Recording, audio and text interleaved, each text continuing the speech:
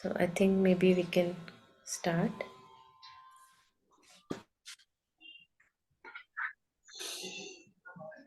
So we can begin just by giving us 1 minute just to focus on the present. The chant was already grounding enough. Just looking at our breath all the way in, all the way out.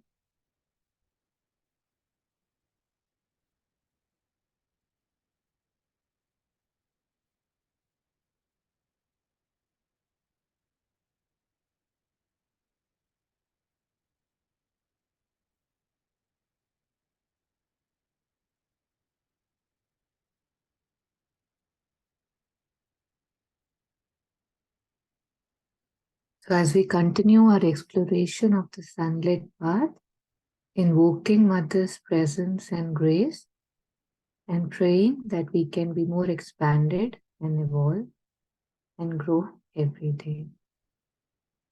Yeah, thank you.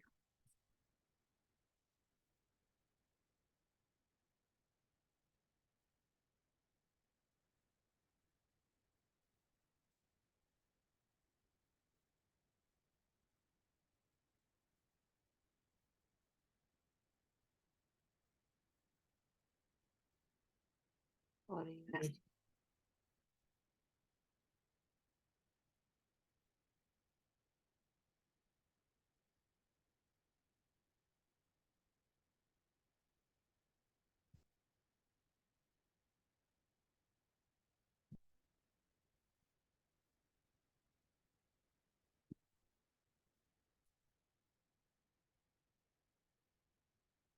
Yeah, so Sri Aurobindo's teaching in religion we had covered.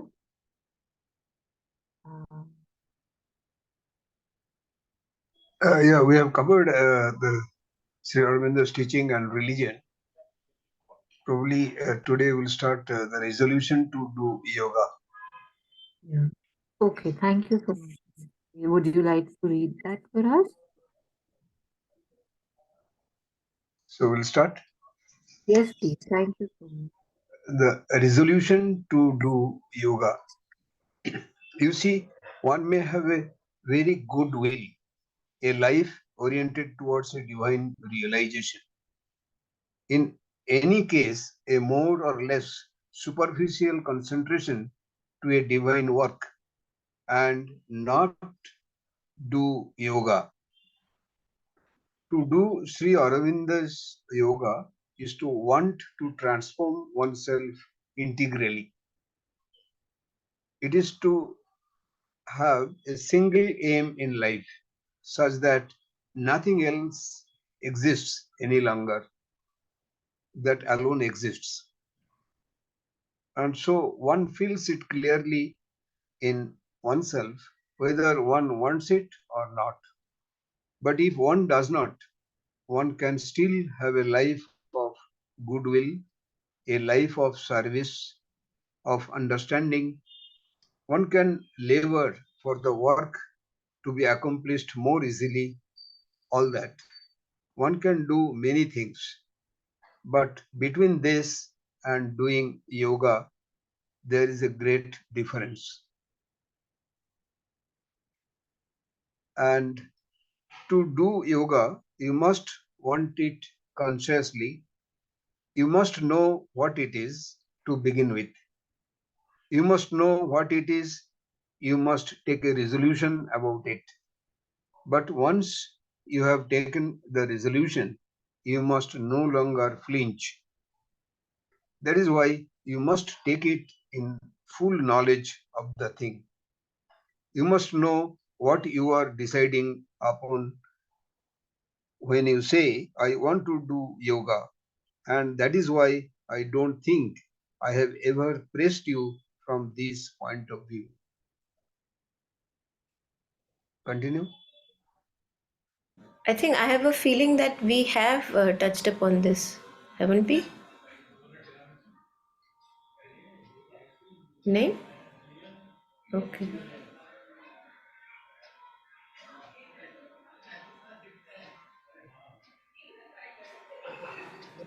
Should we continue then, or should we Yeah. stop? Yeah, whatever.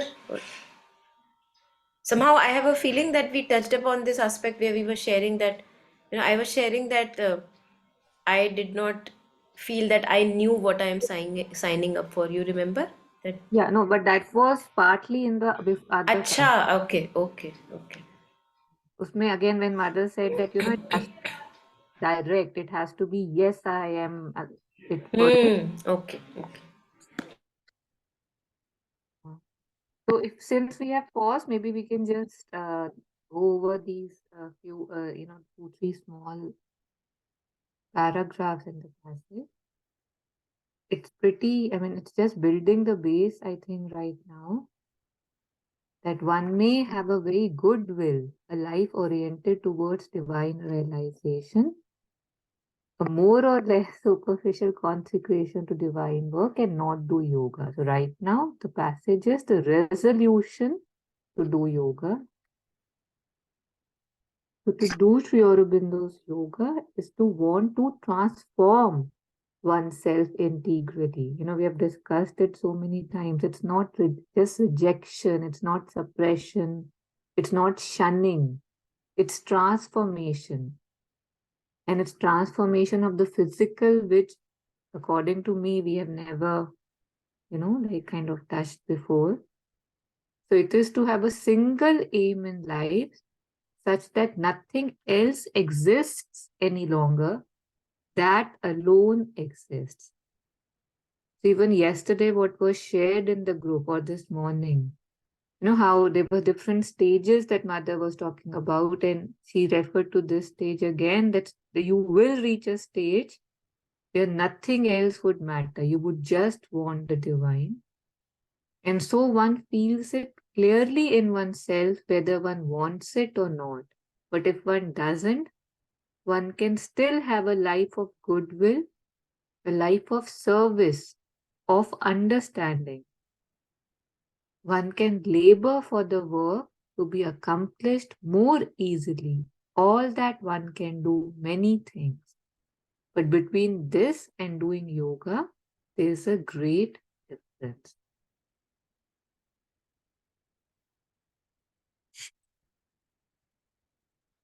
And here now it says, to do yoga, one must want it consciously.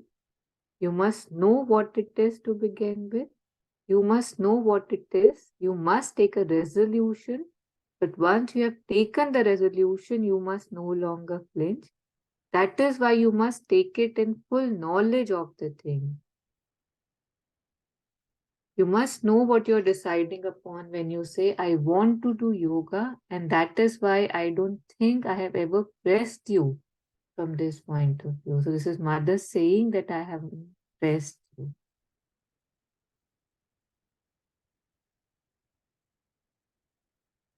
So, yeah, if any reflections, otherwise I think now it's just building up as to what is not yoga. I mean, it is toward, the path is towards that. And that was a life of goodwill that we were talking about, that you're on the path, but that's not yoga.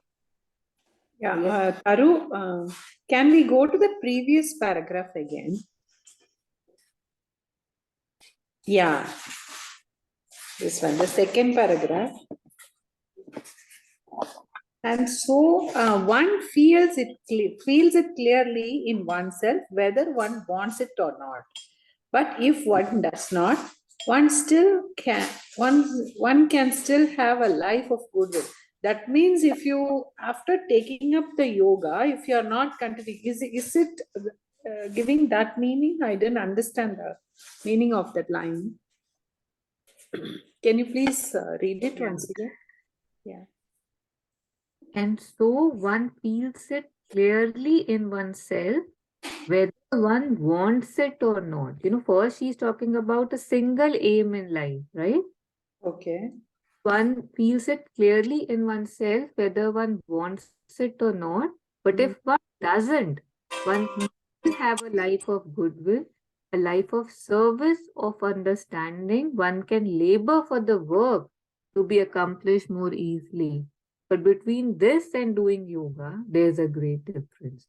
So as in you're doing everything, it feels you're doing everything right, right? When you look at these lines, that you are on, again, that feels that you're moving towards the light. You're not, it doesn't sound that you're somewhere where you're very complicated. And yet, because you have other things that still you feel will give me something or complete me, your single focus, at least that's what I am understanding from this, is it's not him yet, it's not her yet. Because it says to do Sri Aurobindo's yoga is to want to transform oneself integrally, is to have a single aim in life. That I want to be transformed. Like it says, I want to be an instrument of the divine, and that's it. There's no other thing that attracts me. And you reach a state where that alone is what pulls you. But please, I'll mute now. I'm sure there's.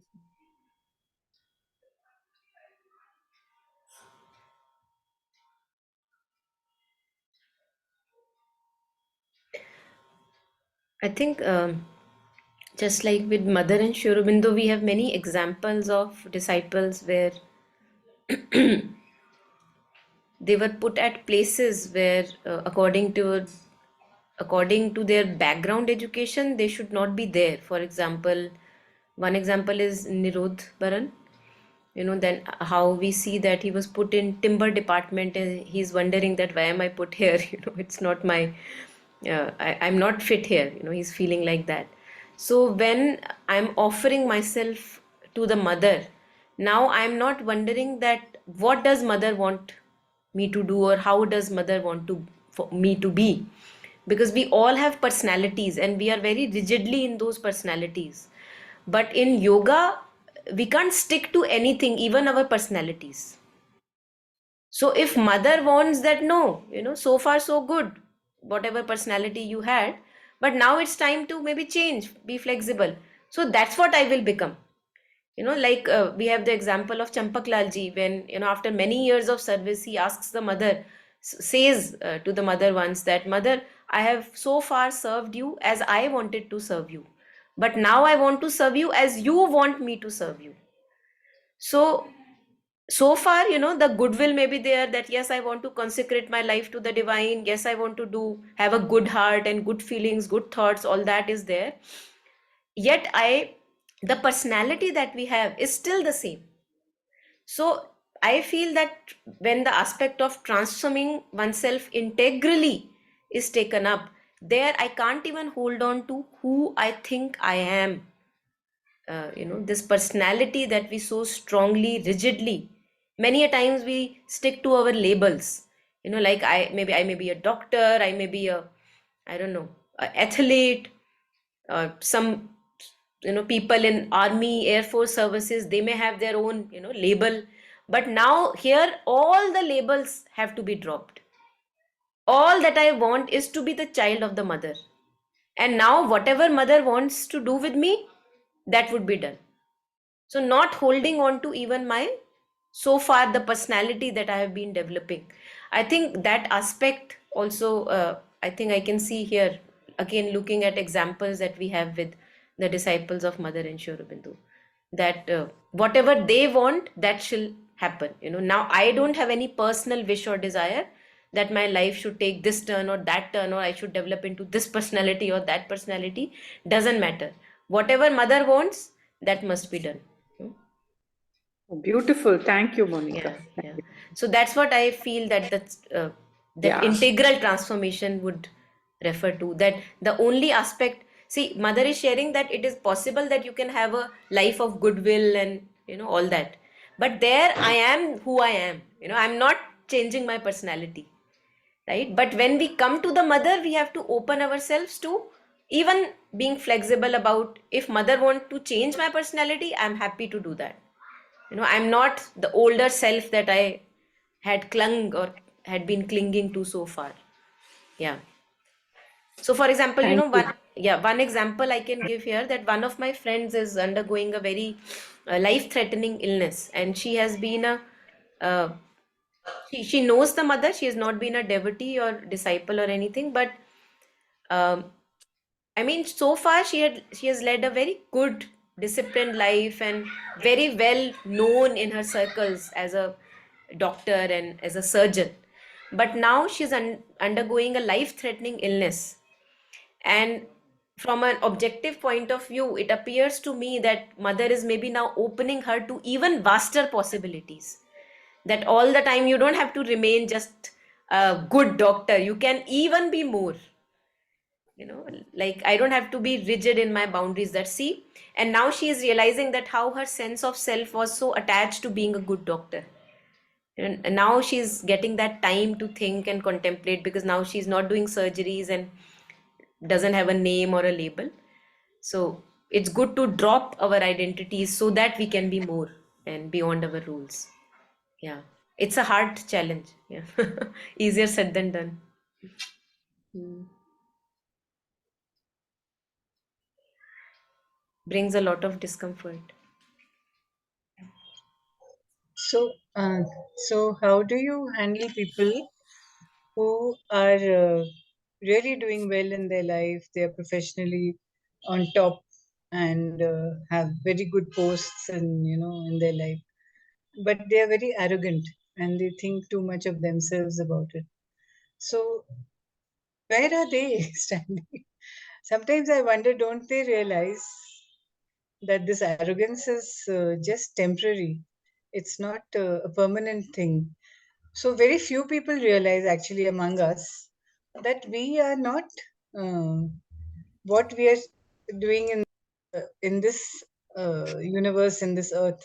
We are actually something else, and our aim of life is something else. We have to go reach some other path. But it's very strange to see people who are so arrogant and who can't get over themselves. You know. So I wonder where they are going sometimes. Two things are coming. One thing, mother says that it's very striking. I mean, what mother says is that why we see ego in others. Mother says that it is only the ego that sees the ego in others. Isn't that very striking? Because usually, we are looking at somebody else's ego and we are thinking, oh, that person has an ego, but not me. But mother says that it's only the ego that can see the ego. That's very striking. When I read that, oh my God, like it was like a bolt of lightning. It is Yeah. a bolt of lightning only. But how do you handle that? I mean, how do you handle that? Okay, I should not have an ego so that I don't see his ego. Because the way the person behaves makes you feel very, strange. Yeah. I think knowing that everything has a purpose, no? And we don't know that purpose. So even people like Hitler, Winston Churchill, all that, they were made use of by the divine forces. They had a proper place and role to play. But we don't know about that. Only Mother and Sri Aurobindo knew that what are they capable of and how they can be used in the larger play of events. So I think if we slowly become unsure of our thoughts, that I just have a limited window and I don't know the larger play of forces, then this question won't arise that how do you deal? The only thing that I have to deal is that have I found the psychic being? Am I conscious of my soul? And we know that there is work to be done. So focus should be there, and then one is conscious of one's soul. Then, as mother said, that you think you are full of defects, but I can see possibilities in you. Because mother would always look at our deepest aspiration. So we come to the mother and we are sitting in the front of mother that look, I'm full of defects. But mother is not looking at defects. Mother says, yeah, defects are there, forget about it. But I am looking at your deepest aspiration. That's what mother responds to. So when I become conscious of my soul, which again is a time taking process, and it needs a lot of devotion, concentration, then what I can see in others is also their possibilities, most of the cases. Then there are cases who are like titanic, beings, like asuric beings. Then I have to just know that the best for me is to step back, because I don't know the larger picture. and then let mother handle the Titanic beings. Yeah. So we can also think that this is our prarabdh which we have to go through. Hmm. For some reason, this is what we have to go through in this lifetime Hmm. because of something which we have done in some other lifetime. Yeah. So we should just accept it as, if we accept it nicely, then it's fine. If we don't, then we only keep suffering. True, true, very true, very true. And if one can take, with all this understanding, one can take the highest possible attitude in that case, which would be the moment I see that because of an outer person who seems like an asura, there are triggered events in me, ripples in me, which makes me feel poisonous. Like I'm not liking these thoughts that are developing in me. So my work is to send a prayer to him that may he also, what you were sharing, that how to deal. So may he also progress. May he also find light in him. So at least I am not making myself poisonous because of that outer trigger. And then I also send some positive energies, which always make a difference. Yeah, Yeah, this sounds really good. yeah, Thank you. yeah. Thank you. Yes. I have a question. I wanted to ask about integral transformation, and this question always keeps coming to my mind about that. It's so much emphasis on always aligning our will with the divine will. Only then integral transformation can really take place because you understand what the divine will really wants, or like how you said that mother. Now, I know, like for me, like I've not seen mother physically, and that's something really, I really miss that. And but at the same time, I feel that how is it that I can really know the divine will? Because sometimes I just feel that, is it my own will? Is it my own projections? Is the ego projection now taking a camouflage of spiritual aspiration that's working? Or is it really the divine will that wants of me? So that's something really hard for me. And I know, again, the question is to find the psychic being, and then only you will understand what the divine will is. But till the time that I've not found the psychic being, how can we actually march on this integral transformation and know what the divine wants of you? And are the things happening around you is really that divine being, or is it really the effect of your own choices?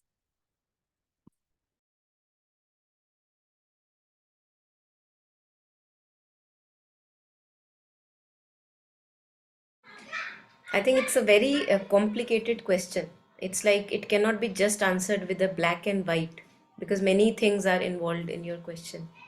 But one thing is for sure, and we have discussed that. I think Sunlit Path also we came across on divine will. That one of the ways which has been shared is that without making the mind and heart quiet, you cannot know the divine will. It's impossible. That's why Mother says step back from your surface consciousness.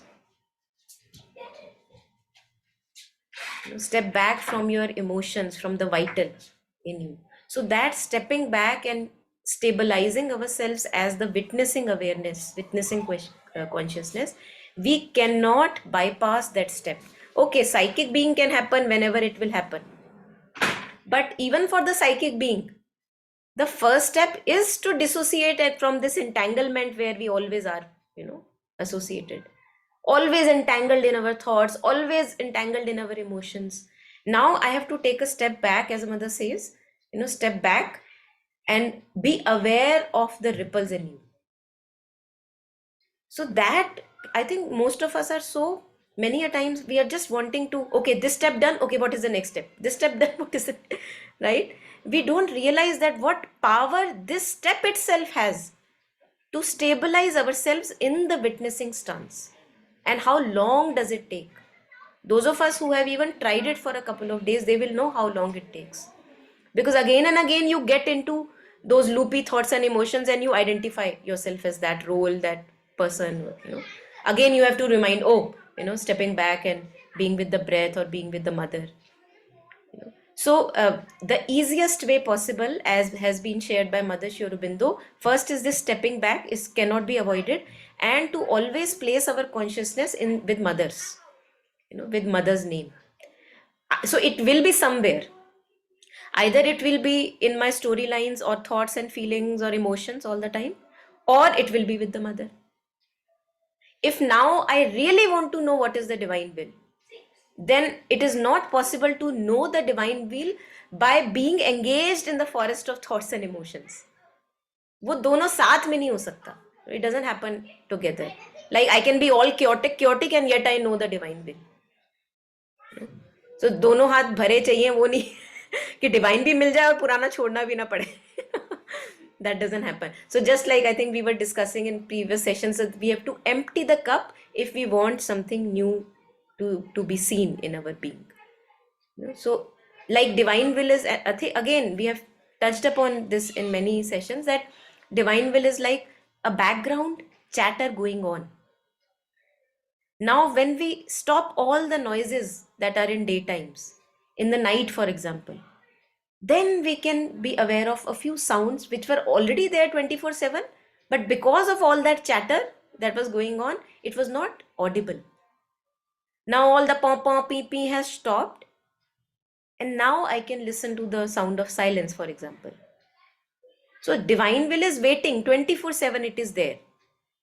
But my senses are always focused on usne kya kaha, what happened with me for 4 years ago, what happened just now in the morning. That commentary is going on.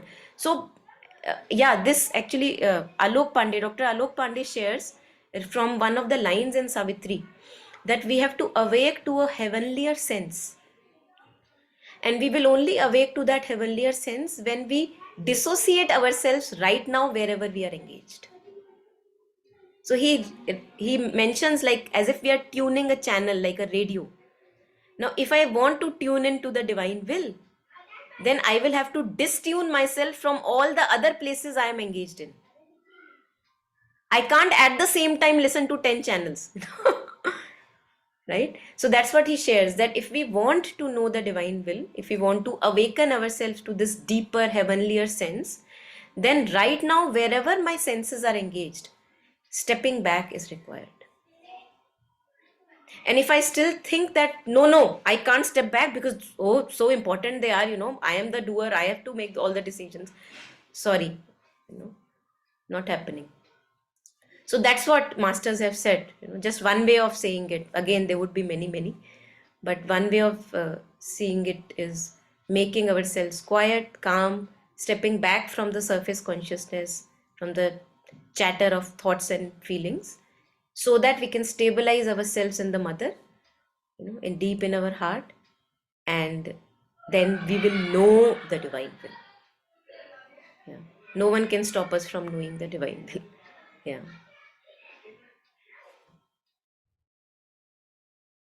If there is anything anyone wants to add on, share, please.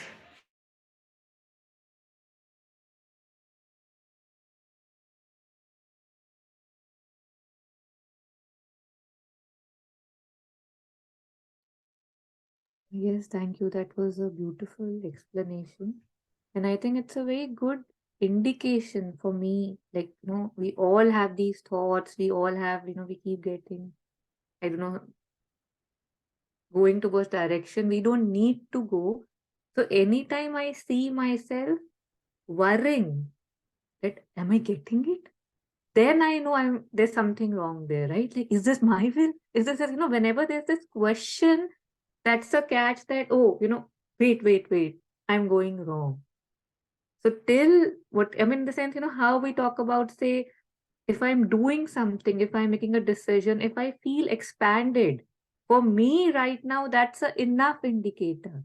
Or if just the thought of it is making me that, okay, it's my responsibility or it's constricting me, just using these small tools and just offering and aspiring, right, that may thy will be done. For example, for each us our own, right, that whatever we resonate with on a day-to-day basis, and then there's no chance that we will be strayed. It's just that when I start worrying that what I really want to get it and I want to do it, but knowing that my mind cannot get it, it is beyond the mind. So when I see the mind being overactive, that in itself tells me that no, wait, relax, right? And just drop it for right now. Let's wait here. Let's not start going astray in this direction. So that's a beautiful point to stop. And so, Jataji, what you were sharing, one thing also that I find helpful is that because, there are a lot of times we don't realize what we are doing, right? Like, say, in arrogance and all, especially, I have seen it in, like you were saying, very accomplished people, say, doctors who are like India famous and stuff. So, when you meet a person like that, when I meet a person like this, and I see this, what beauty or what grace has been given and how it is being carried. Just again, how it was shared, that just this firstly a prayer that may I not fall for that, right? Because you never know, right, from where something comes, and I sit on it that yes, I am doing it, so may I not fall for that. And just a prayer for them that like I can see, so many can see, may they also see what this is, right, where they are going. So just I feel for me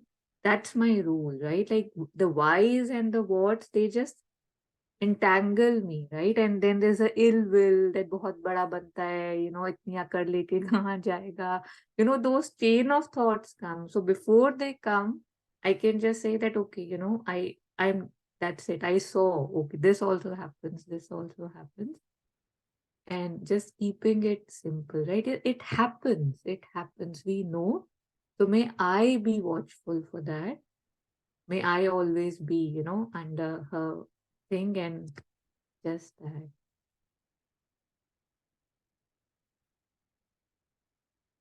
So, Monica, while you were talking, and you were answering, I did look at last week's video. So we have, like you said, covered this passage fully. For So once, I remember. I Wow, don't know wow. how that. What drink I must have drunk. Yeah, I'm also very surprised, but Good one. happy to admit that it is done, and we actually had completed it fully, and we were to go for a call for the. Yeah, interesting thing is, last time we have done this, but still we have lot of reflections, na? That is really interesting. Each time, as we read Savitri, each time if we read, it will give different experience like that. Even this is also giving us Absolutely. Yeah. different. True. Yeah. As if, something infinite is revealing through those lines again and again, bottomless. We can actually read it again next Friday, and then even then, something new will arise. Yeah, strange. Yeah. I think me and Taru, we have done this with Life Divine many a times that we don't remember. Now we have started writing. But then we could not remember where we stopped last. And then we will go through the whole thing, share our reflections very nicely, and then, oh, we have covered this earlier. But yet, as you were sharing, it's amazing to see that still there are so much things that we get to know even after touching upon it once. Yeah. Really beautiful. Yeah. Thank you so Yeah. much. Thank you. Can you tell me And- about this? Sorry to interrupt. Sorry. No, not at all, Sujata. So I want to also read this Savitri. So how can you send me the name and the author, and I'll order it online or whatever. Savitri is by Sri Aurobindo himself.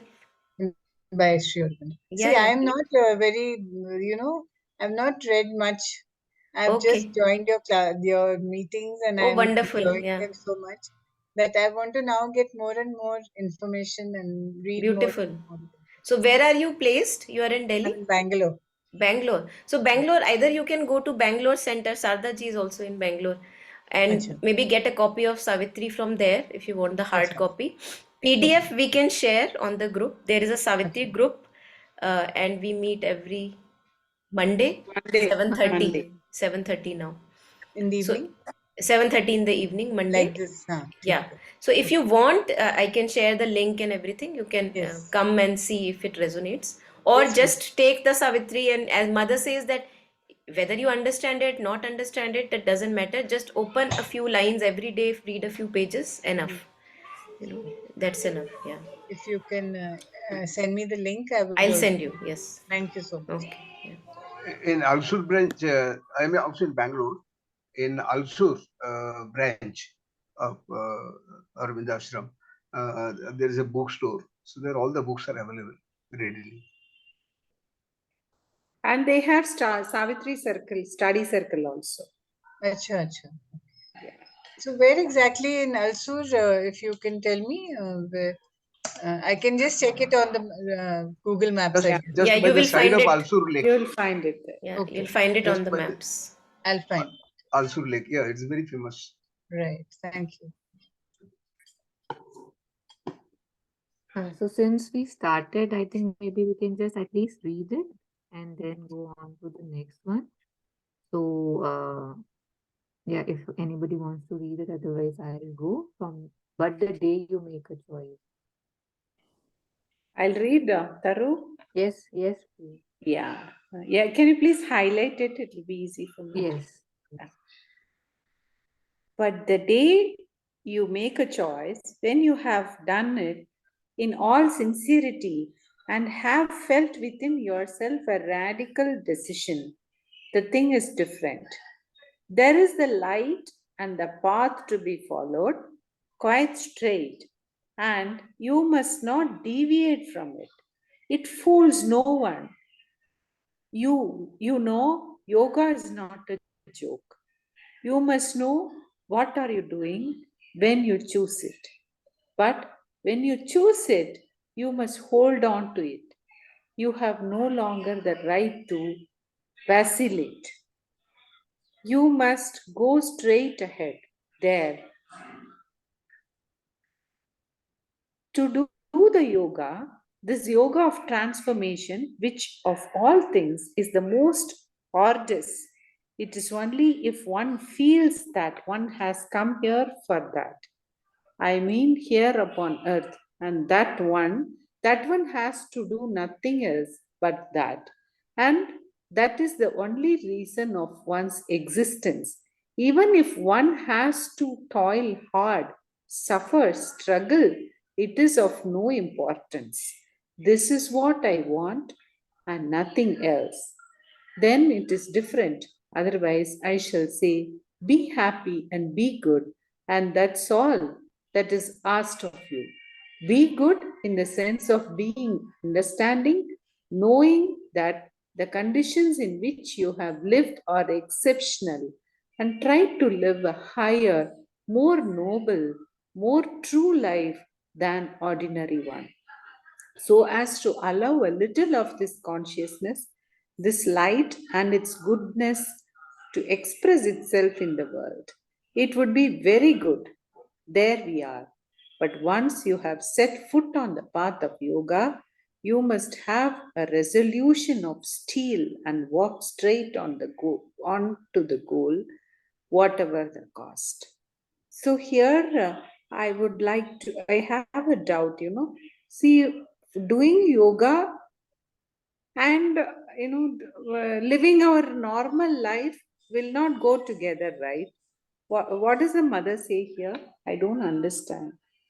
Once you put yourself into this yoga, you have to be very sincere and all, something came, no? Yeah, I think What is one thing which is coming here is this. For example, Alokda many a time shares Huh? that you come to yoga, thinking that wow, everything is going to be beautiful, but all the things that you are dependent upon Hmm. may be just taken away slowly. Okay. Are you ready for that? Okay. So that's the thing. So That actually, Monica, what is doing yoga? See, we all live, normal life. We go, but we want to we want to live this life in the mother's path. hmm. So what is the difference between this and what the mother is saying? See, we are trying to live in the mother's path. We think of her most of the times. Most of the times we are not, but we are trying to. So this is not yoga. Then what is that? What is that mother is talking about? I don't understand.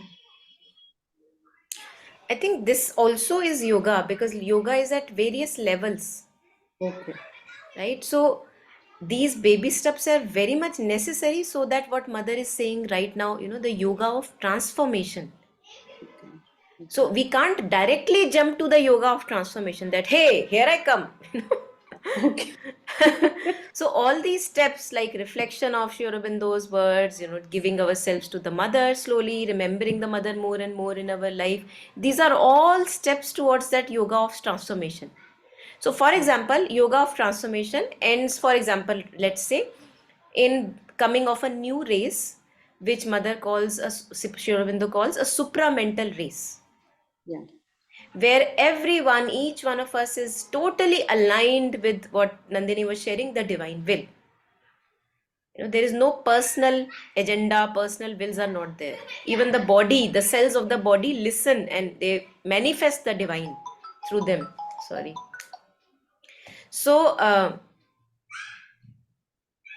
we can't directly be a Superman, no? Yeah. And Sri Aurobindo has shared that there would be many gradations in between, like how we came from reptiles to a bird. There was a transition that happened. Like reptile did not jump to be a bird. There was Okay. a, you remember there was a transition animal. It was like, I Yeah. don't know, half reptilian, half bird like, right? Right now it does not exist because now it's not long, any longer needed. But there in the transition phase, it was necessary. Just a second. Yeah. So, Sri Aurobindo shares that at the same moment, there would be various gradations of human beings in us. And right now, we can be sure that half Superman is already here amongst us. Nolini Kant Gupta, he has written an article where he shares that he may be your next door neighbor. You don't know. Mm. So, we are all existing together. Like reptiles are existing together with the middle link, and then the birds are also there now, right? But slowly as evolution progresses, then the nature decides, okay, the middle link is now not anymore serving well, so let us completely vanish it away. And that's why now we don't have, for example, dinosaurs, not Mm. needed. But single cellular organisms still are there, which were in the beginning, like viruses, bacteria, algae, protozoa. They were from the beginning, prehistoric era, but they are still there. So they must be serving a purpose. So when you're asking that what is this yoga that mother is saying that it's not easy, that's that we can't hold on to anything. We can't have any conception about it that, oh, this would be like this. That's what we call as true surrender, no? That the mind doesn't come in between totally. Mother's play, Ascent of Truth. Have you read that? No. Ascent of Truth. So there mother says that like many people are climbing a mountain. Last, everybody, drops on the way. They decide, okay, too much for me, not going anymore. Because each one is being challenged at their personality level. That I will not be who I am so far. And I want to remain who I am. But wanting to remain who I am, I cannot access truth. For that, I will have to be just naked. Like they say, if you want to be in the heaven of God, you have to come like a child. A child is naked. Stripped of our personalities, stripped of our worldviews, experiences, beliefs, dogmas, opinions. This is what I think is true. All that will be stripped off. So, in that play, the last couple, like there are two people, spiritual seekers. Towards the end, they reach a point that, oh my God, there is no way. They can't see any way. There they have to take a leap of faith. Only they are ready. Rest everything, because they were having all the mixed agendas. They wanted truth, but not fully. These people want truth and only truth. For that, they are even happy to give their life. That's where we come to this paragraph that we were reading, no? That for that, only that should matter. That all I want is to truth, nothing else. So there they then make a leap and they say to themselves something like, if we have been carried so far, then I know I will be carried in this unknown domain also. Maybe I develop wings. Who knows? Maybe I discover something else. Mm. Totally a leap into the unknown. That's what we call unshakable faith in the divine. that you can't see with your mortal sense, you can't understand with your mortal mind, but you know that the divine is going to take care, the path is right. So you jump, they make a jump, and then they enter a beautiful new world, which they did not imagine, they could not have imagined. So it may sound very intense and big and no, no, not happening for my life, but that's what we have to do every day, no? We have to Okay. step, that's what we have to do. We have to step back from our thoughts. That's where I'm making that leap of faith. Stepping back from what I know, I'm making a leap of faith. So simple. So I don't have to go to a mountain and make jump from there every day. Stepping back from thoughts and feelings is stepping back, jumping a mountain actually.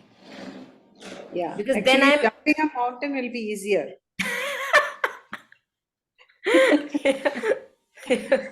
Because, we our don't know. mind is so Yeah. powerful, Yeah. it will always go back, go back, go back, and Yeah. get hold of the things. Yeah. Yeah, that's why mother is saying that be prepared for everything, and it's a long and arduous journey. Why is it arduous? Because we stick to our opinions, we stick to the way we feel, we stick to the way we think.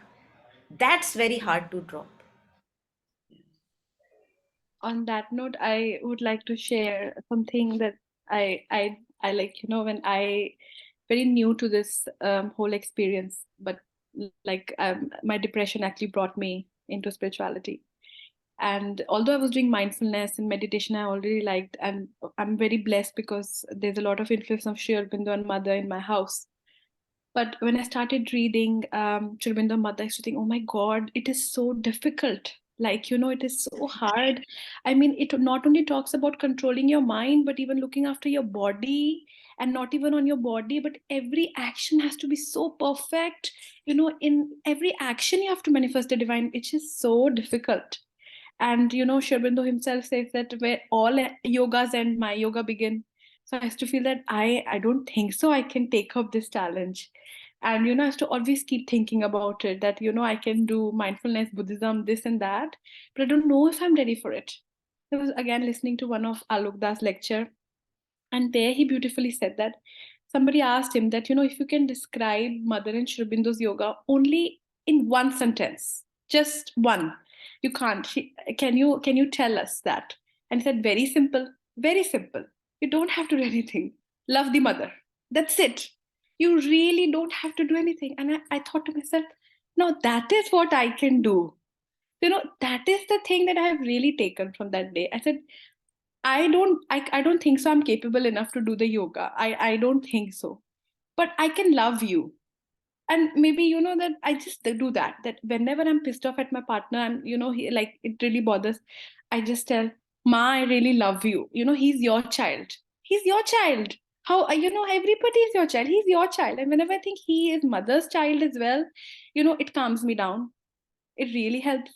Whenever I'm really angry or sad or something like that, I just go and sit in front of her. So I mean, just, and really, like really, just by loving the mother, everything has started to shift. Like, I was never an organized person, very untidy, but now if I see the kitchen is not tidy, it bothers me. And like mother, and later on I found out that mother has spoken so much on cleanliness. If I don't work out a little bit, it bothers me. I've not tried to do it consciously, but what I have tried to consciously do is just love the mother. That's it. And that too, I say that I know my love is not unconditional. My love is not perfect at all. There's still so much conditions. But you teach me how to love you too. I just, and that's really, for me, it's been really helpful. Beautiful. Thank you. Thank you for sharing. Yes.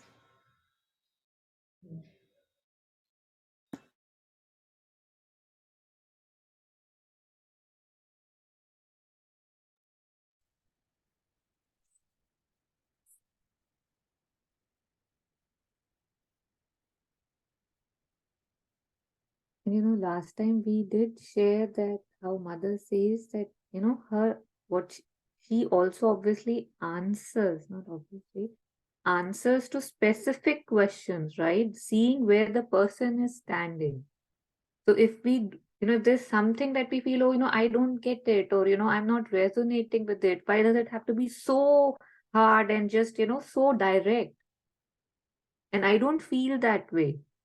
The thing is, it's okay, right? It's okay. Like it was said to somebody, I might or might not resonate with it, yet I do see where she's going, and that does sound like a state where, I would want to be and probably will be. And if I'm not there right now, I can at least do what I can do, right? If I can't do everything, still there are certain things, some things that I can do, like Nandini so beautifully shared her example. That also shows a lot of sincerity, a lot of intelligence. That because sometimes I just get overwhelmed or I just feel repulsed, right? No, no, no, I don't get it. It makes sense. And if it doesn't make sense, it's absolutely fine. But let that not stop me from doing what I can do today in my capacity. So I think now we can take the new passage, a call for the path. So if anybody is willing, we can read it. Can I read? Yes. A call for the path. What do you want the yoga for? To get power? To attain to peace and calm? To serve humanity? None of these motives is sufficient to show that you are meant for the path. The question you are to answer is this: do you want the yoga for the sake of the divine? Is the divine the supreme fact of your life? So much so that it is simply impossible for you to do without it? Do you feel that your very raison d'etre is the divine, and without it there is no meaning in your existence? If so, then only can it be said that you have a call for the path. This is the first thing necessary: aspiration for the divine. The next thing you have to do is tend it, to keep it always alert and awake and living. And for that, what is required is concentration. Concentration upon the divine with a view to an integral and absolute consecration to its will and purpose.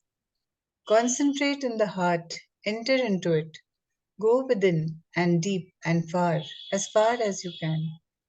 Gather all the strings of your consciousness that are spread abroad, to roll them up and take a plunge and sink down. A fire is burning there in the deep quietude of the heart.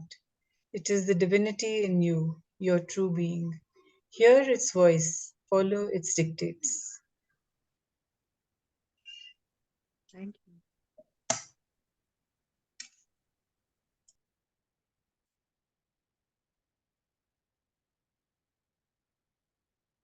I think this question that why am I doing what I'm doing? I mean, here it talks about yoga because we are specifically talking about yoga. But for anything that I'm doing in my life, I don't know, especially all the outer things that I take up, the new plans and stuff. I think this question, why am I doing this? What is my intention? What is the center from which I am operating? I think is a very, very, very important point, very important thing that I need to constantly keep checking because I might begin something with a pure intention and yet seeing my life, I know we keep getting swayed. I'm doing something, someone praised me. And then I want that praise again. And then I'm doing it so, saying those things that I know will people praise me for. So this intention, why am I doing what I'm doing? I think that so that's what it starts. And what do you want the yoga for? To get power, to attain to peace and calm, to serve humanity. None of these motives is sufficient to show that you are meant for the path. So the question you are to answer is this: do you want the yoga for the sake of the divine? is the divine the supreme fact of your life, so much so that it is simply impossible for you to do without? So I think just again it's from the last passage, it's again just tying it up with there that there's no other way where you can end. This is what I see, that this is where I would be. Don't know when, but is the divine the supreme fact of your life, so much so that it is simply impossible for you to do without it. Now you see glimpses, you see directions, you see you're being guided. Maybe you don't even see, and it is impossible already. I don't know.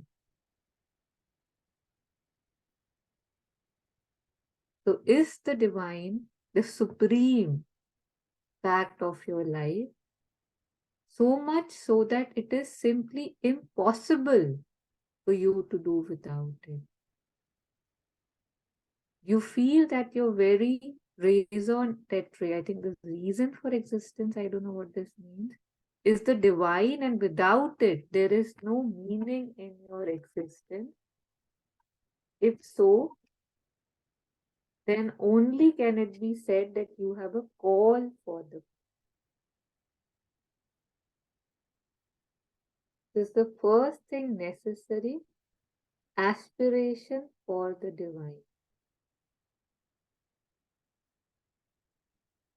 I think, how we talk about having a purpose, right? Like, again, an aimless life is a miserable life. So what am I wanting, right? What am I walking towards? Again, like, it was said in the beginning, if it's just power, if it's just fame, if it's just, okay, I just want peace, it won't cut it. Like, of course, those are things that initially attract us, right? Like, say, especially, we are told that ye karoge to swarg jaoge, ye karoge to nark jaoge. We hear these things. But very soon we realize that, oh, those were just, just kind of hanging, things that were given to attract you. Okay, do this, do that, do this. And yet it has to reach a point where it's beyond reason, right? There is no choice. That I don't initially, you want to justify, right? That I want this. He was so good. See how amazing he was. He had so many followers, whatever. And then you come to a stage that I don't know, but I know that I cannot not do this. And there's a choicelessness in that. And that aspiration, that aim, if one has that I don't know where I am, but I know where I want to be. It's a very strong pull. It's a very strong, I don't think it's possible, like it's said here, without it, to at least know where I want to head and offer that too, right? So,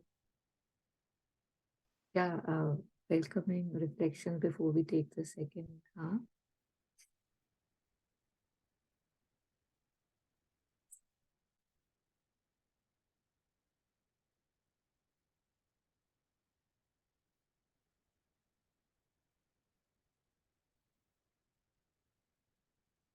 Somebody asked the mother, I think I saw a question like, Mother, when I go from here, I feel like as if I'm empty. When I go from Pondicherry, some sadhak must be, visiting from time to time. And he's sharing that when I'm not here, my life feels really empty, like as if, no purpose left or something like that. And mothers answered, that is perhaps because you have a soul. So I was very amazed at the answer because, one knows that I have to be here. For example, anything can happen for anyone. That maybe his work lied with the mother and he had to, of course, we have all obligations in our lives, entanglements. So he had to go to attend them. But maybe his calling, his purpose lied with the mother. And he was sharing that I feel very, very empty when I go from here. And mother is saying that perhaps because you have a soul, because soul knows its purpose, and when it is taken away from that purpose, it feels like, oh my god, nothing is there. And there you have that fulfillment. Again, with Sri Aurobindo, we see that when he came after his education, after a long time, back to India, he says that as if a darkness that was over me for 14 years had just lifted the moment I stepped in on Indian ground. Because his mission maybe, was here. His purpose was here.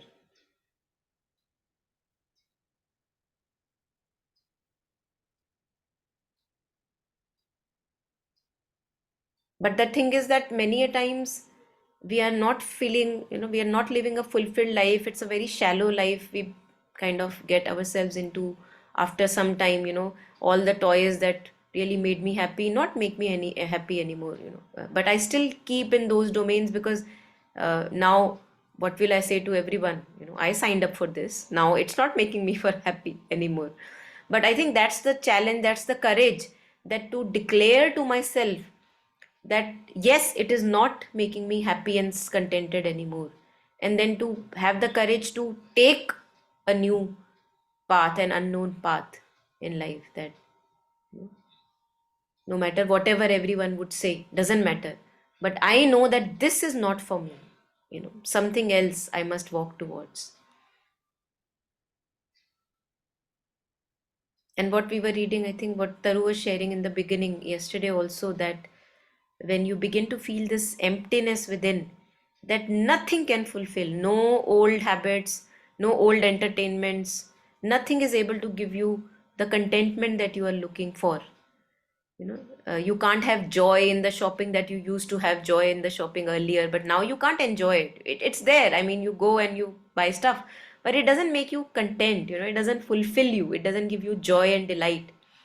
So then it means that now only the turning towards the divine can fulfill that. Yeah. So it's a good thing for those of us who feel that emptiness from time to time, from the older lives that we are used to live. It's a good thing to feel that emptiness, and for example, for some time, that lack of purpose in life, because it means that a newer phase is to begin, where this turning towards the divine and deeper purpose of life can happen. Yeah. Yes, Taru. No, I was just about to screen share. I thought, but when you were sharing just now, it's like, earlier when people would go for, say, sadhana to the forests and all, like it sounds like from here, from where I'm sitting, a hard life, right? Like, okay, you give up everything and then you're renouncing the world. And here it's so beautiful that now, okay, you give up this, you give up this, and it's not giving up, right? It's like now you just don't find it something worth holding on to. So that also is easy because now it's just happening. And then what are you asked to do? Not to go to a forest. There's no one var. There is no nothing. It's like love the mother. How, what else can be done for us to kind of make it more relatable, more, I don't know, more attractive, because we want attraction. So if we think about it, that it's so much grace that we are in this time and age, and where we have this opportunity, and yet, we all have a journey and our time. But it was very beautiful to hear Nandini's sharing, and I think we all need that reminder again and again, that let's not complicate things. It's really simple.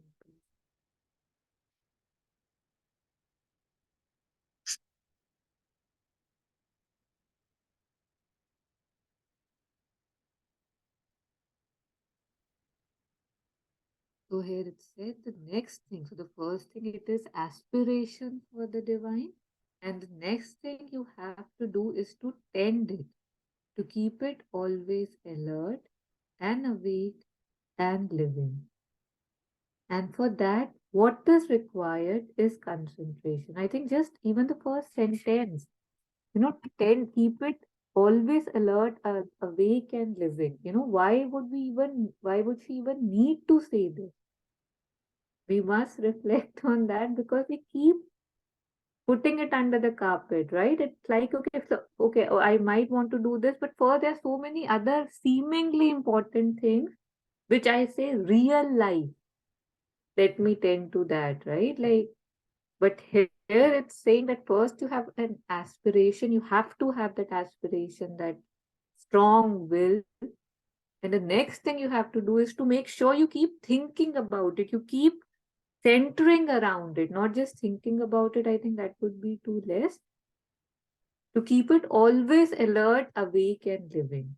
And if it's always alert, awake, and living, it's not possible that then it's not reflecting in your choices of the day. It's not reflecting in your life.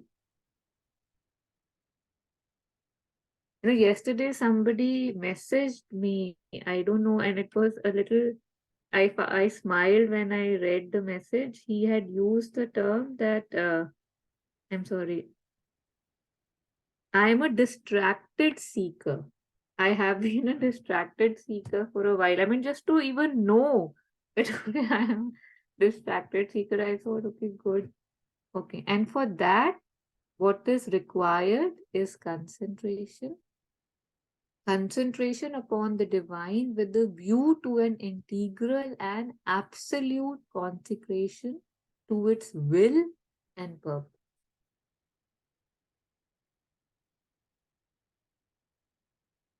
So concentrate in the heart, enter into it, go within and deep and far as you can.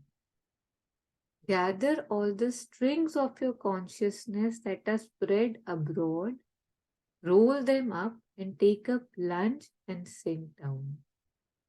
I'm sitting here and I'm at so many places, spread abroad, right? They are like everywhere. So it's said that just gather all those things now, that okay, enough. Now everything is back home. And then you plunge and sink down in your heart as far as you can. And a fire is burning there in the deep quietude of the heart. It is the divinity in you, your true being. Hear its voice, follow its dictates.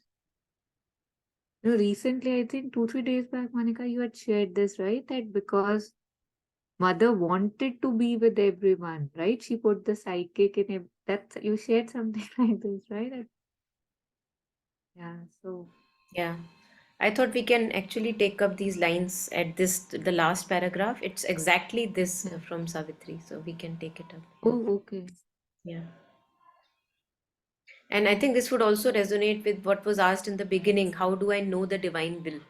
Because here Mother says that here it's dictate, that's the divine will. But for that, one has to, what, was shared. As Alokda shares two processes, either you concentrate deep in the heart, which was being shared right now here, or the other one is the simpler way which Nandini had shared. Yeah, which one? Anyone. And it's not that I have to take only one. Both we can parallelly, kind of take up. Sometimes concentrate in the heart, sometimes being with the mother, remembering the mother, loving the mother. So we can actually juggle, and we will juggle, because again, mind is different at different moments, and it needs different colors. So whatever helps us in that moment to ingather our threads of consciousness is welcome. Whether it's mother's name, Sri Aurobindo's name, concentration in the heart, imagining a fire in the heart, doesn't matter. Maybe staying with the breath. So from Savitri, these lines that Taru was pointing at.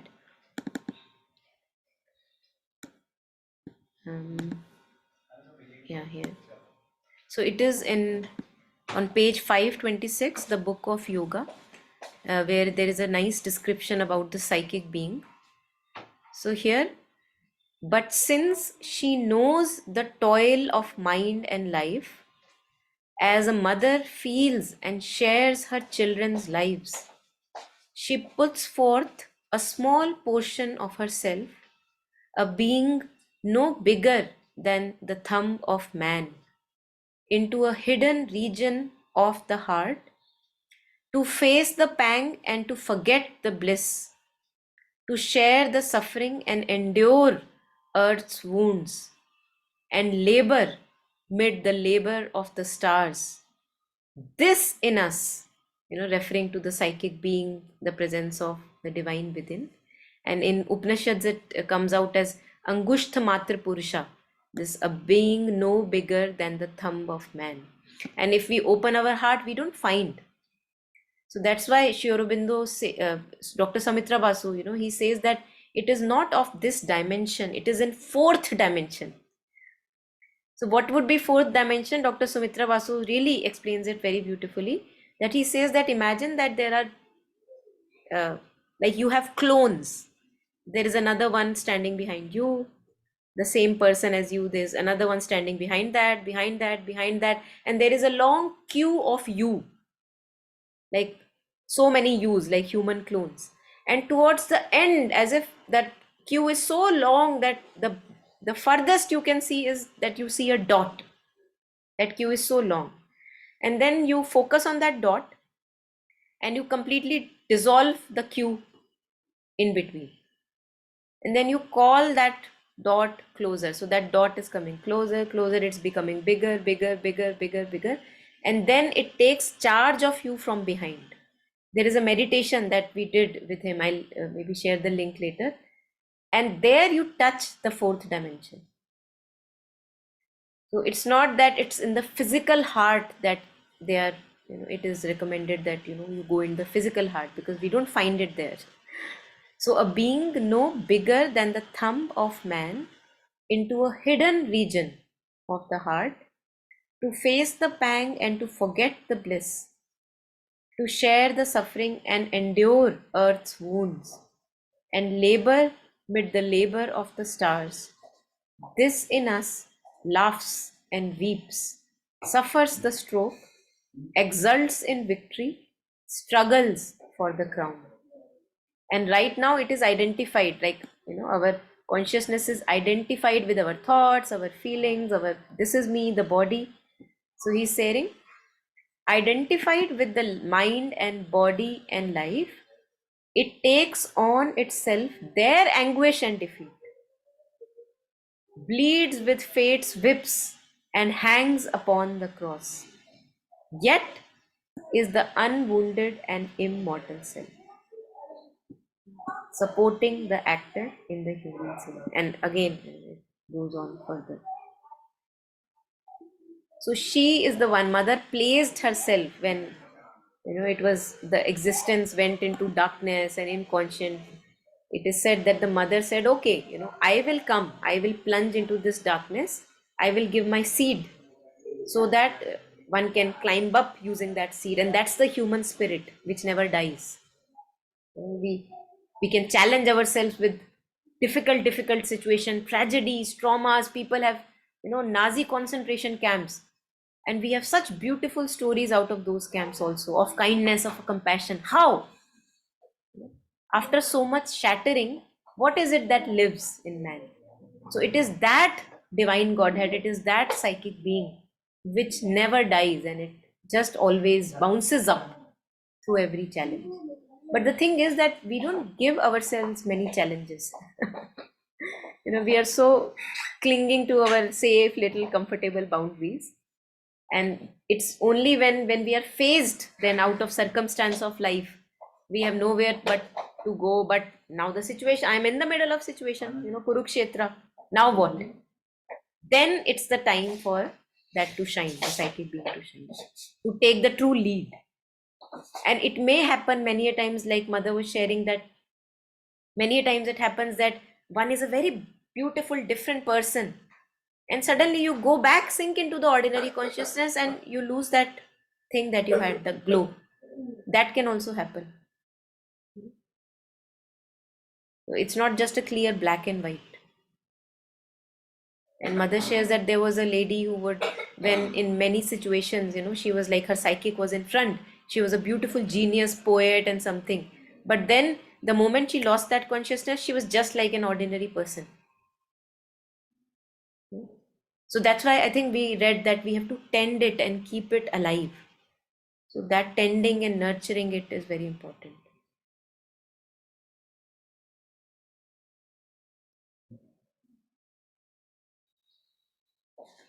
Yeah, this one. The next thing you have to do is to tend it to keep it always alert, awake, and living. And here is where we go down because of our laziness, because of our dull, old patterns. They keep on bringing us down from time to time. And this is what we all struggle with. We don't want to be there, but we are pulled in that consciousness, old consciousness. Yeah.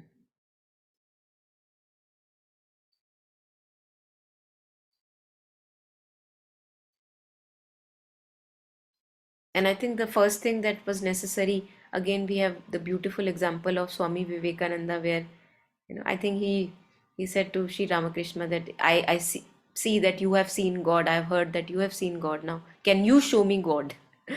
And then he puts his, face in the water, and he's struggling for a breath. And he said that just like how you struggling, how badly you want this breath that you are looking for, when you want the divine as badly as this, then you will have it.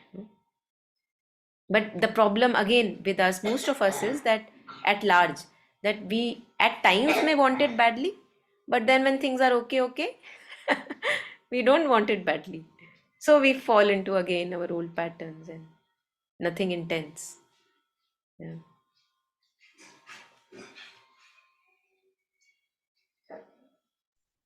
Basically, we all want to be in our comfort zone. That is the main thing.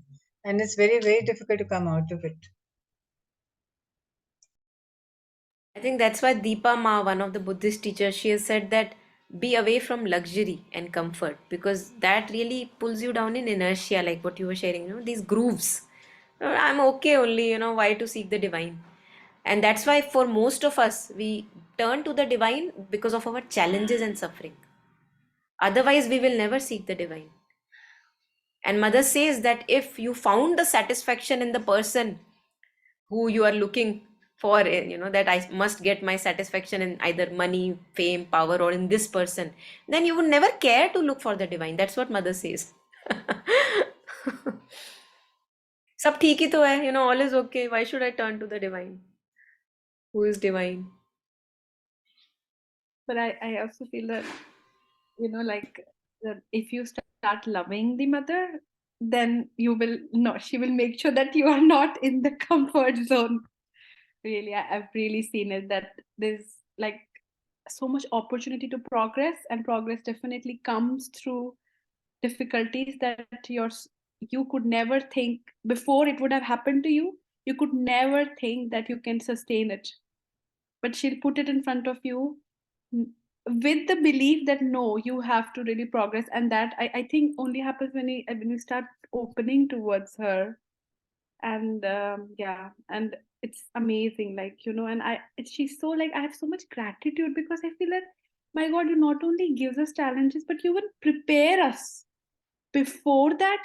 So I always feel I will have the people around me to take care when it's happening.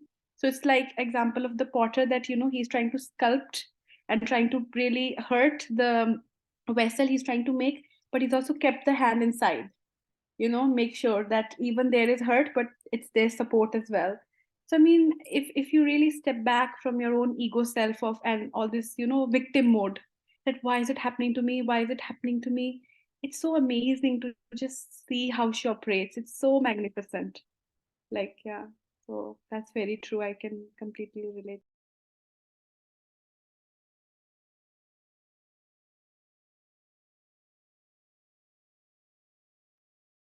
Yeah, Captain, anything from you? You have been very silent today, the whole time. I was concentrating on the talks actually.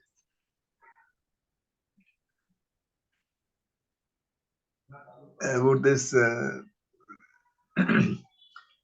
Monica ji was mentioning about that, putting the person under water. This Ramakrishna Paramahansa has told that Jesus was walking on the seashore, and then some person came to him and asked that how to realize God. So he didn't bother initially, and so he kept on asking while walking with him. Then he said, come to the water, I'll show you how to realize God.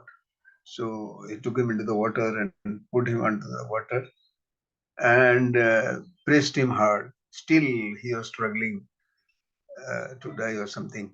And then suddenly, he released him. Then he came out. He said, "Okay, you are underwater now. You tell me what you were thinking at this time." He says, "I was not thinking for anything other than coming out of it." This is the concentration which is required to realize God. So here, Mother is also telling exactly the same thing, that your aim should be only one. There's nothing else.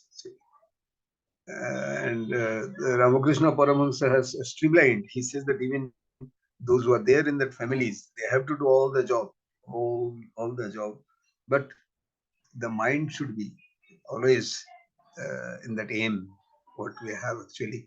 And he has given the examples like the maid is working in the house, and maid has also got a child at home, and there also the where she working, so they are also suppose she has to tend the child, crying child. uh, then he say, "My Ramu, my Ramu, my Ramu." So somebody sees from outside, they will see that must be her own child, but actually she knows in the heart of hearts that she has got the Ramu at home, not this Ramu. So in the family, you have to, with a lot of responsibility and work and what we are going through, we have to be there, but the mind has to be submerged in that. So probably that will help. So he has given the formula how to stay uh, in the family life as well as concentrate on something what you want actually. Thank you so much. I think they use an example of developing a parallel consciousness, what you were sharing, just, sharing something from Kabir. He says that, and Mother also talks about this, developing a parallel consciousness while you are engaged in whatever you are engaged in, parallelly being engaged with the divine. So somebody asked that, Mother, at times I can focus on you, but at times I can't. For example, when I'm playing lawn tennis, I can't focus, because the moment I focus on you, maybe, my nishana gets bad. So then Mother says that in the beginning, whenever you have empty pockets of time, so I'm just rephrasing, there you concentrate on the divine, and so that uh, slowly it becomes a habit, like you can't do but parallelly focus on the divine. And Saint Kabir also has this famous song where he says that it's like a woman who walks on the rope, and her husband is playing drums below, and she's walking on the rope. Now, as she's walking on the rope, she's also doing some kartab, like, moving her hands, or, doing some dance. But parallelly, her awareness is on the rope, because the moment she loses the awareness of rope, she's dead, she's down. So that's how we have to, on this edge of awareness, slowly as we progress, first and then empty pockets, and then slowly, parallelly, we have to maintain that awareness of the divine presence, being engaged in all the worldly dances, roles, and everything, but also stabilized in our the divine within, on the divine name. Yeah. And the moment, I think that's also very important, that the moment she loses the awareness of the divine, she slips and falls. Now that fall is into the ego consciousness, because there we can do anything which will be very limited, very maybe arrogant. I want to be the right one, my thing should be heard, because then I'm not aware of, when I'm, as Nandini was, I think, sharing, that if we are aware of Mother's presence, if we keep our focus on, she guides, we get to know when we are being limited and arrogant, and when we are not, we get to know. So that knowing grows in us. And if we are totally unaware of Mother's presence, then we slip back again into older groove of ego consciousness. Yes, please. When Nandini ji was talking about it is very easy. It is very easy. So I was remembering, there is one yoga. It's not a yoga teacher, but he gives a lecture. Sandeep Maheshwari. He was talking about meditation or concentration and all. So whenever he comes to the gathering and all, and he says, sahaj hai or something he says. Means everything is very easy. In the process he started off, so he says, meditation is very easy. It's very easy. So somebody is telling, no, it's very difficult. I was trying to concentrate, nothing happens, and this and that. He says, nothing can be more similar than this. So I tell you what. The first thing is, आपको कुछ करना ही नहीं है. So that is meditation. You need not to do anything. Nothing can be better than this, no? Suppose I am going to sleep, I need to do anything. So it is something like that. You need not to do anything, so that is meditation. So the explanation he gave. Then, of course, he was having that, there the external sound and internal sound and all this. External sound, you can put some earplug and all this, you will not get the noise. But what about that internal sound? Then he talks about how to control that internal sound and all. And then in the next lecture, he says about the sound of silence. The silence has got a sound. So you have to discover that sound actually. What is it? Like mother here says, that silence every time. The moment we keep the silence, like water in a lake, and there is no ripples, there is no wind blowing, and there is no ripple. If the mind is kept cool in silent mode, then probably we can see ourselves. What is there? And the finger which you were talking about in this Aurobindo has written, in that actually it's an Upanishad. Upanishad says that behind the heart, there is a finger like sound. Means that is the that we have to realize. So that physically it cannot be seen. But this is the this is the all. If you say Brahma or say what should be the size and this and volume or something like that. Though it cannot be seen, it cannot be felt, it cannot be smelt or anything of this nature. It cannot be thought of. If you are thinking of, then it becomes jhuta.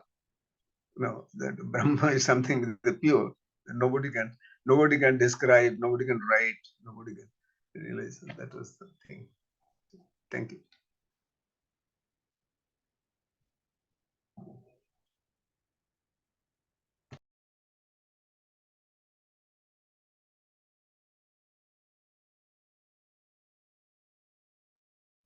Our need for defining and saying that, yes, I know is so much that although the Upanishads have said you cannot see it, and here also, Mother has spoken that, I mean, she's residing and it's the fourth dimension, like you were saying, and yet I know that, when you go for cremation and you're doing, they say fool chunna, when you're picking up the bones from the body that has been burned. I think in the Ziphisternum area, the at the end of this cage, the rib cage, there's a Ziphisternum bone where it ends. So that is kind of shaped like this. So it appears that a person is sitting. So I know the first thing they do is they go and they see, and if it's beautifully placed, then they say, oh, that person was very realized. And see, this is his angusht. I don't know what the term was. That is it. Like Atmaram, they call it. Yeah. So this again, I know it's so funny that in that too, I just say that, yeah, now I know it. And agar burn ho gaya, if it's not there, then they don't say anything, right? If it's destroyed or if it's weak. But if it's good, then everybody's like, wow, what an amazing person that was. What proves this is. Just laughing at us. The Swami Vivekananda, after Ramakrishna passed away, after burning their body, they collected that ash. So that also the container where they kept, that was known as Atmaram Kota. Kota means a container, small container. So Atmaram. So even now it is in Belur Math, it has been kept there. So there are two teams. One was that family type of disciples, and one was the those who are not married and those who are staying like Swami Vivekananda. So there was a fight actually. Somebody wanted that Atmaram. So they very tactfully dealt with the case. They divided into two, but the Atmaram was kept in that quota, and which was finally put in the Belur Math actually. When the Math was established, then it was placed there. So the Atmaram is still there.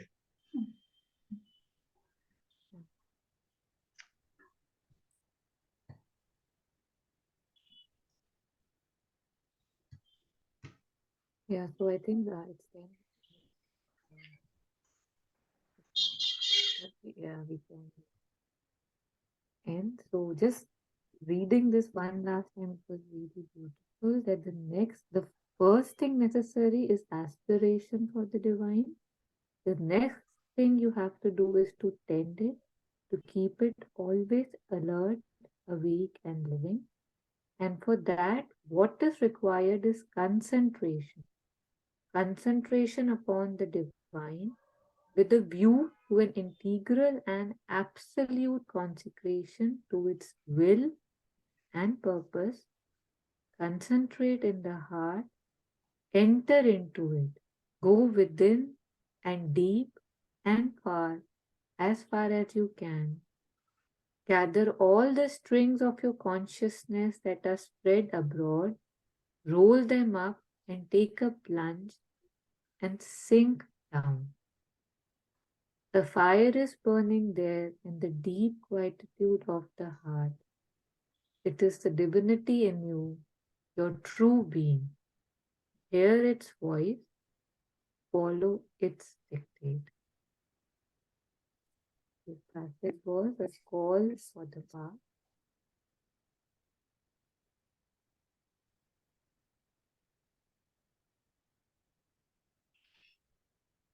So we'll end here today, and before we leave, just taking a few moments of gratitude for opportunity to read and reflect on these words, and sharing the merit of this session of anything that I want to of my life with everybody, and wishing and praying for joy and peace, true joy and peace for everybody in the world, in the cosmos. May all beings be truly well and truly happy.